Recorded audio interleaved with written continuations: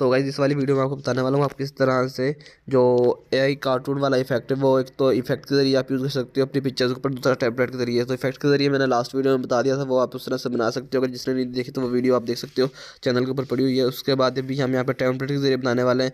Template के जरिए भी आपको सिंपल सी है कि वहाँ पे पिक्चर ऐड करनी है और आपका वो टेम्पलेट वो वाली वीडियो बन के आ जाएगी। आसान सा तरीका है। तो चलिए आज के इस इंटरेस्टिंग वीडियो यहाँ पर स्टार्ट कर लेते हैं। तो देख सकते हैं मैं प्लस के ऑप्शन पर क्लिक करूँगा, जैसे क्लिक करूँगा तो उसके बाद टेम्पलेट्स के ऊपर चले जाएंगे। जैसे टेम्पलेट्स के ऊपर जाएंगे तो आपने अपलोड पिक्चर्स में चले जाना है। अपलोड पिक्चर में जाने के बाद यहाँ से आपने अपनी एक पिक्चर को सिलेक्ट कर लेना है।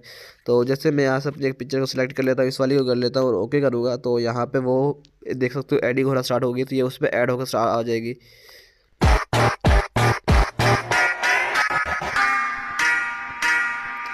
तो गाइस ये देख सकते हो आपके सामने यहाँ पे सिर्फ एक पिक्चर्स ऐड करने से आपके सामने वो कम्प्लीटली वीडियो बन के आ गई, इफेक्ट बन के आ गया। तो ये आप भी यूज़